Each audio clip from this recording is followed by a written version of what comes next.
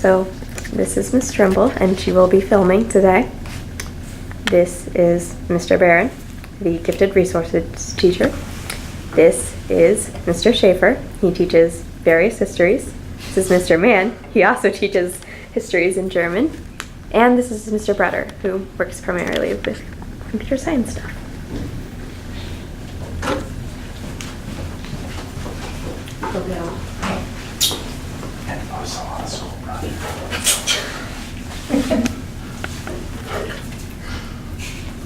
Okay, so first of all, thank you all for coming. I know, stressful week, last week before spring break, but so let's begin. Not all of you are parents. I know one of you is a parent-to-be, right? Yeah. Mm-hmm. But I know that each and every one of you cares deeply for the safety and well-being of children.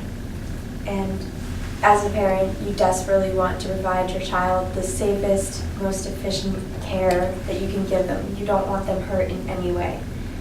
And when you send your child off to school, you expect that school to maintain the level of care because you're trusting them with the most precious thing that has happened in your life. But then imagine that you watch your child and you watch as their once bubbly personality starts to wither away. They no longer giggle when they're in a tickle fight. Instead, they shy away from you. And then one day, on the off chance that you walk past their room while they're changing, you see the purpley black bruises all over their body. And you are shocked. First you're upset and then you're angry. How could this happen to your child? You relentlessly blame yourself for sending them somewhere that didn't keep them safe. It's unacceptable. The Children's Bureau shows that 4 in 10 children will in their life get abused by a child daycare provider. That can't be happening. The number of families affected is astronomically large when you consider the numbers. I myself have experienced the heartbreak that can be incurred upon a family with someone very close to me, my young nephew. He was abused by someone in the school system, and I desperately want for it to not happen to anyone else. And so today, in an effort to persuade you to fight for more rigorous screening of teachers in schools, I will be talking about the need for more rigorous screening, creating a safer school environment, and the increase in passionate teachers who care only about the well-being and teaching of children. So let's talk about the average screening processes. Oftentimes, there are processes that teachers must go through, but in many cases, they're brushed over and overlooked. Here we have a chart from the report, How We Graded the States on Teacher Background Checks. And here it shows that the green is the ones that got an A, and only 2 states had this, a B, a C, a D, and an F. And many, as you can see, there's not very much green on here. Many schools, many states just brushed it under the rug and only screen within the district or the state. They don't go outside of that. And Virginia in particular, I don't know if you saw, but Virginia ranked with a D because they often leave it up to the school district to decide what to do. Here we have a chart from Certifiably Higher, another report.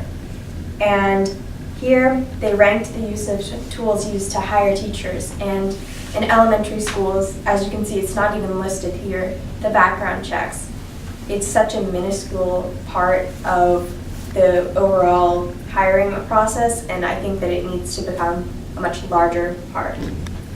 And brushing things under the rug only has a bigger mess later. I will now show a short clip from a TED Talk on future negative effects that this can cause.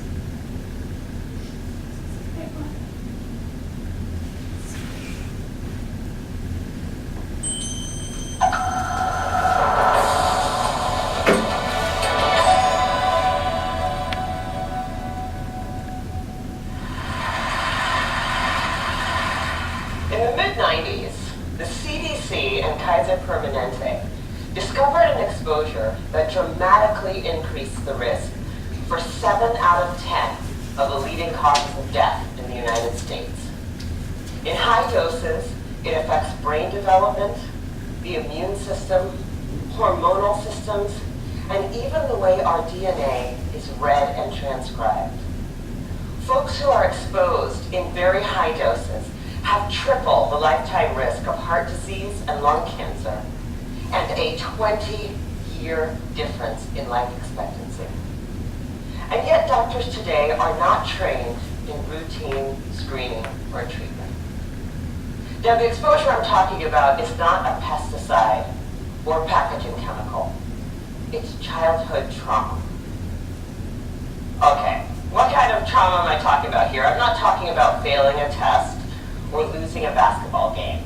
I am talking about threats that are so severe or pervasive that they literally get under our skin and change our physiology. Things like abuse or neglect, or growing up with a parent who struggles with mental illness or substance dependence. And as you can see from that very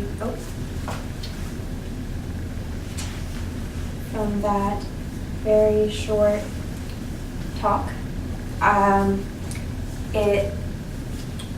it's a lot more common, and it affects children for the rest of their lives. It's not like it happens and they get over it. It's not something that you get over.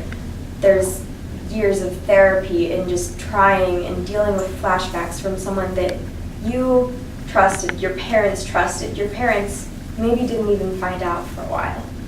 It affects you in every negative way possible. And so to achieve a safe school environment, if we properly achieve the environment, you must lift the veil that allows it to happen without anyone saying a word. And what I'm talking about here is corporal punishment. It was commonplace when some people were growing up. I don't know if any of you experienced it, but that was very common, and now in some places there's still arguments on whether or not corporal punishment is good for children. So, and this can be seen in the article, Corporal Punishment. Should parents and schools use corporal punishment to discipline children?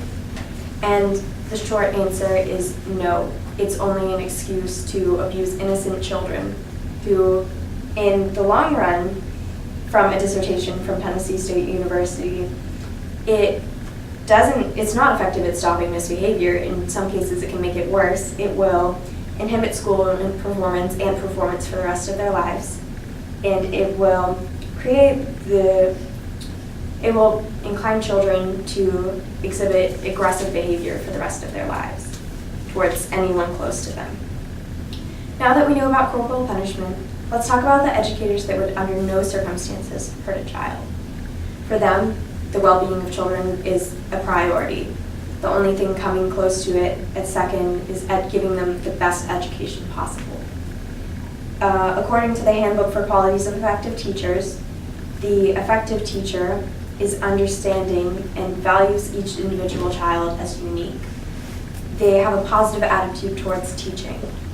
They show genuine interest in the children's lives in an attempt to connect to them, because the child will not, if they don't like a teacher, they're less likely to actually learn anything in their class. By hiring criminals or people with a past of abuse, you are inhibiting suitable educators from entering classrooms. And with the right people, they won't be in the right job because these other people will have taken it and are not doing what they should with it. To prevent this harm and anguish, there's got to be stronger steps. It has to be a step up. And in conclusion, I hope this has promoted you guys and influenced you in some way, in some manner, to speak up about the abuse going on. At the next school board meeting, mention it. Spread the word to your coworkers. I know most of them know, but spread it. And if you see someone doing it, speak up, because so harmful, and it's not the standard anyone should be held to. The screening processes are weak, children are being harmed, and proper educators are left out of the picture because of it. Don't let another innocent child slip through the cracks. Use your voice for those children who can't use it anymore because they're too scared to. Use your voice to make a difference. And I was going to show my citations here. I will.